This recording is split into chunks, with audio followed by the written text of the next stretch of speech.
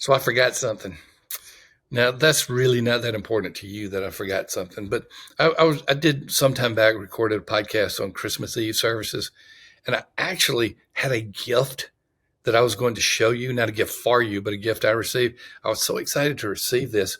It has nothing to do with this podcast, but I never got to show it, so I'm going to show it to you on this podcast. By the way, those of you watching on YouTube, you'll see it. I'll describe it to you if you're listening on an audio app. So here it is. I've got the original album, Red Rubber Ball by The Circle. I mean, this is my favorite 60s song, and this is the album. And one of my boys gave this to me as a gift. Unbelievable. Has nothing to do. Nuts. I just recently had a birthday, by the way. Has nothing to do with the podcast. I just forgot to show it during my Christmas podcast. Now, why was I doing a Christmas podcast? We're talking about preparing for Christmas Eve because it was on December 24th. Well, we're going to talk about something else this time. Before we do, we always thank Belay, who has been our sponsor from the very beginning. So if you need a virtual worker on your team, I was talking to a pastor in California. He said, our 20-hour-a-week virtual worker, virtual assistant in this case, is as good as 3 full-time that we've had cumulatively. Don't want to go there, but it just tells you the quality of the Belay people and how their virtual workers are just outstanding in whatever area you decide to use them, bookkeeping, virtual assistants, whatever you decide to. That is belaysolutions.com. They have a download for you called 25 Tasks a Pastor Can Delegate to an Assistant. You can get that at belaysolutions.com/Thom Rainer, or you can see it in the show notes. Okay, this is a real situation, so not made up, just a real situation.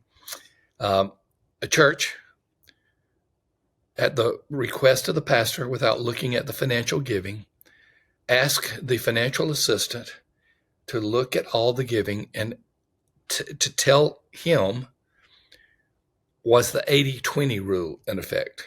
Now, what is the 80-20 rule? The 80-20 rule is called the Pareto principle. We're not going to even worry about explaining who Pareto was and how it became his principle. But the 80-20 rule is said in most situations, 20%, 80% of the work or the giving or anything is done by 20% of the people. Okay? So in an organization, your top 20% tend to do 80% of the most effective work. It's called the Pareto principle. It also is something that works in giving, usually, and that is this. 20% of the people give 80% of the giving. And so that's a truism that we see close in most churches. You have a small percentage of the givers who give most to the church, that carry the load for most of the church. Well, this particular pastor the financial assistant came back and said, I know you were looking for the 80-20, but I found a 90-25. And he had to think about that, 90-25. He said, if I'm understanding you right, 25% of our members give 90% of the gifts in the church. Said exactly. 25% of those who give, actually, not just members, 25% of those who give 90% of the giving. That's not too far off from the 80-20 rule, but that's what this pastor discovered. 1/4 of the members who gave over 90% of the budget. Now, what are some of the implications? Now, once again, this pastor did not know who the giver was. The financial assistant just did the calculations and showed him the percentages.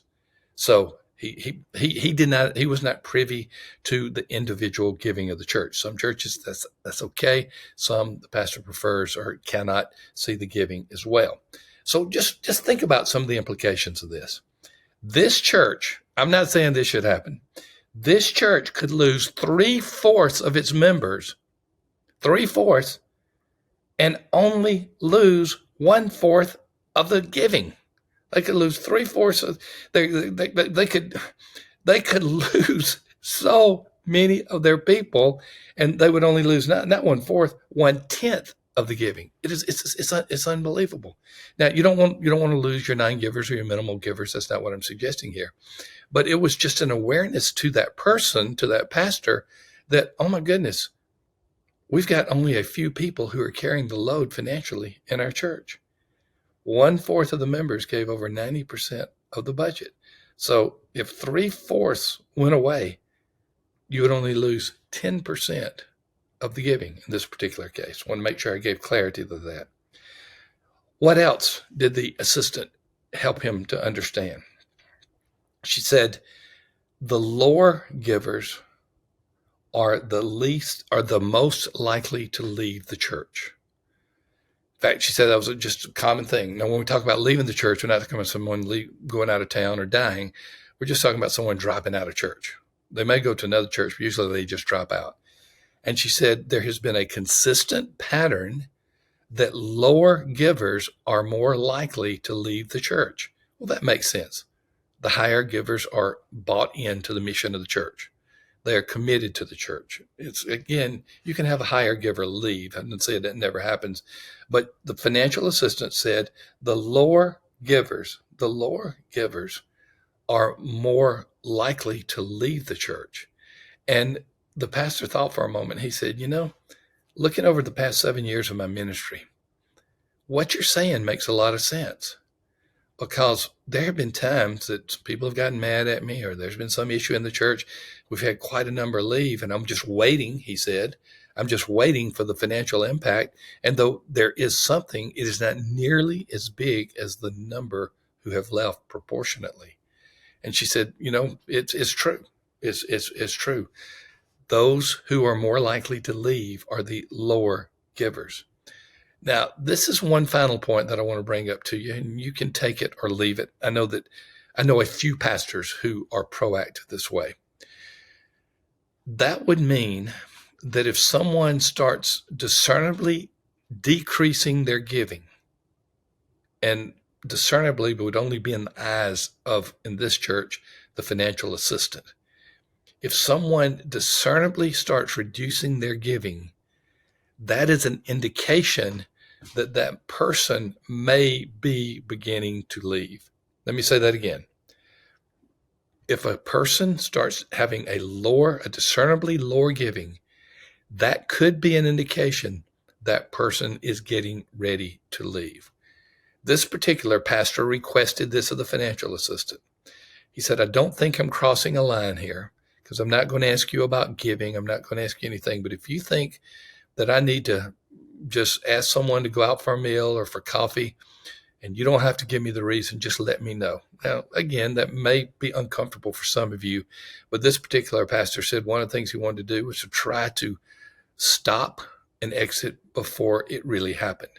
Again, you can take or leave that particular type of way to utilize giving, but here's the reality.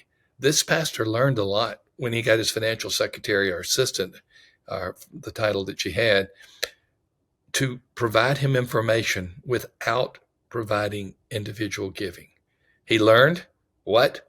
That 1/4 of the members gave over 90% of the budget.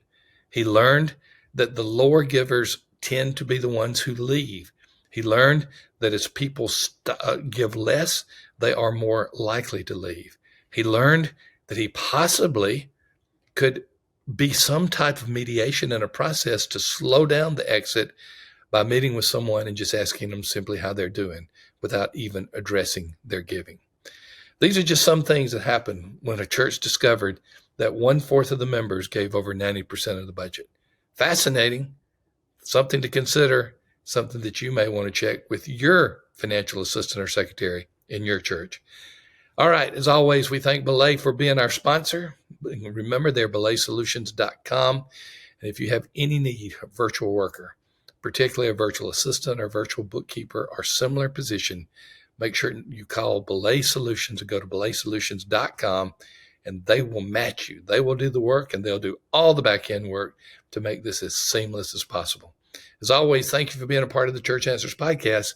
We'll see you in the next episode. Hey, folks, this is a PS to our podcast. We got some exciting stuff that we want to offer you absolutely for free. Sam, when you think about predictive factors in a church's growth, if you take out demographics, what are some things that come to mind? Just two. I mean, don't give me a list of 10. Just two or three things that come to mind on predictive growth of a church. Well, evangelism and whether the church is doing it or not. Bingo. And then I will add, is it an ongoing evangelism emphasis? Double bingo.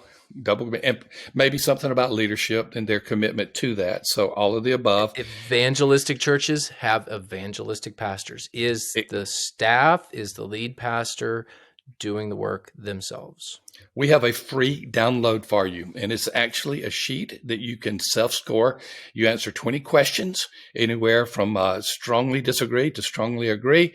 And we come back and we predict what your growth rate is going to be for the next year in worship attendance. It's not a perfect tool, but it's a good tool. There's a link to that for the attendance predictor. Look in the show notes. You'll absolutely love it. That's cool. We'll see you soon.